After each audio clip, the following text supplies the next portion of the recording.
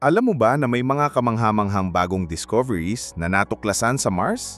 Isang planeta na matagal na nating iniisip na walang buhay, pero ang mga bagong paghahanap na ito ay maaring magbago ng lahat ng iyong alam. Ang Mars, na matagal nang tinutuklasan, ay nagsisilbing isa sa mga pinakamahalagang planeta para sa mga siyentipiko. Kaya't kung nais mong malaman ang mga pinakabagong discovery sa Mars, samahan mo ako at alamin kung paano ito nakakaapekto sa ating pangunawa sa ating solar system. Kamusta mga ka-space enthusiasts? Nandito tayo ngayon sa Astro Pinoy kung saan bibigyan kita ng mga update tungkol sa mga kamanghamanghang discovery sa Mars. Alam ko na ang Mars ay isa sa mga pinakahinihintay na misyon ng lahat ng mga space explorers.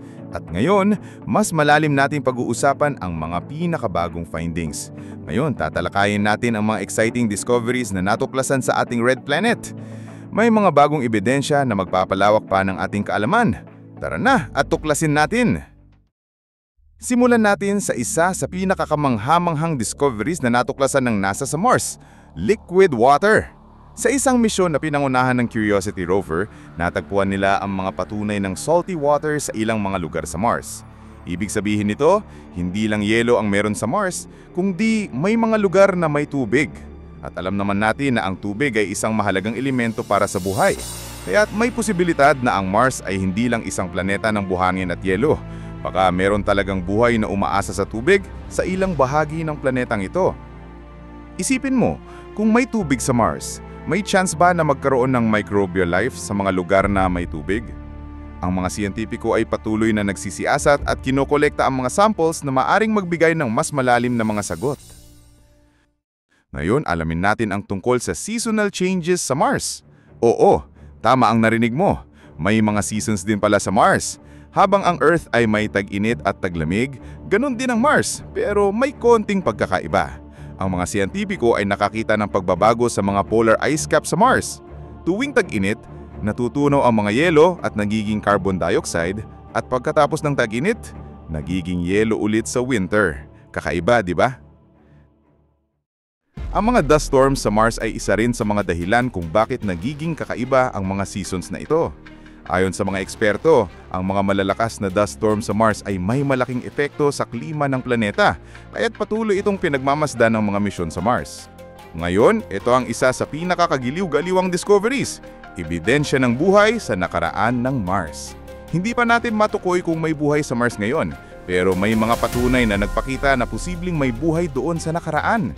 Sa pamamagitan ng Perseverance rover, nakakita tayo ng mga chemical signature sa bato na maaaring magpahiwatig ng microbial life. Hindi lang yon, may mga riverbeds at mga nawa sa Mars na magpapatunay na dati ay may mga katawan ng tubig dito. Kung ang Mars ay may buhay dati, baka ito ay katulad ng buhay na matagpuan sa mga maliliit na organismo dito sa Earth. Simpleng buhay na maaaring wala nang matira ngayon. Pero sino ang mag-aakala na kahit pa noong nakaraan, Mars ay buhay? Isa pang mahalagang bahagi ng mga misyon sa Mars ay ang Jezero Crater. Dito ipinadala ang Perseverance rover para maghanap ng ebidensya ng buhay. Bakit Jezero Crater? Dahil sa mga river delta na matatagpuan dito. Isang lugar na posibleng isang lawa noong mga nakaraang panahon. Kung mayroon mang buhay dati sa Mars, ang lugar na ito ay may pinakamataas na pagkakataon na magbigay ng ebidensya ng mga sinaunang buhay. Ang mga sample na kinokolekta ng Perseverance rover mula sa Jezero Crater ay makakatulong sa mga siyentipiko upang matukoy ang mga natirang bakas ng buhay at malaman kung paano umunlad ang Mars na nakaraan. At hindi lang lahat ng discovery sa Mars ay tungkol sa tubig o buhay. Tinututok din ng mga misyon sa Mars ang atmosphere ng Mars. Kung ang Earth ay may makapal na atmosphere na nagproprotekta sa atin laban sa mga harmful rays ng araw, ang Mars ay may manipis lamang na atmosphere na nagiging dahilan ng mataas na radiation sa ibabaw ng planeta.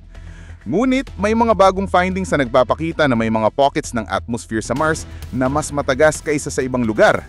Kaya't hindi ito nangangahulugan na hindi natin kayang mag-settle doon, baka sa hinaharap matutuklasan natin kung paano natin mapapalakas ang proteksyon laban sa radiation. Wow! Ang dami natin natutunan tungkol sa Mars ngayon. Ang mga bagong discoveries na ito ay nagbubukas ng maraming posibilidad para sa ating panghunawa sa ating solar system at sa posibilidad ng buhay sa ibang planeta. Sa mga susunod na taon, tiyak na mas marami pang sikreto ang matutuklasan natin sa Mars. Huwag kalimutan mag-subscribe at pindutin ang bell icon para hindi ka mahuli sa mga exciting na updates na ganita. Kung may opinion ka o mga tanong tungkol sa Mars at mga discoveries na ito, mag-iwan ka ng komento sa ibaba. Ano sa tingin mo? May buhay nga ba sa Mars? O mas marami pang misteryo ang naghihintay na matuklasan? Maraming salamat sa panonood! Patuloy nating tuklasin ang mga wonders ng outer space. Huwag kalimutan, stay curious and let's keep exploring the unknown.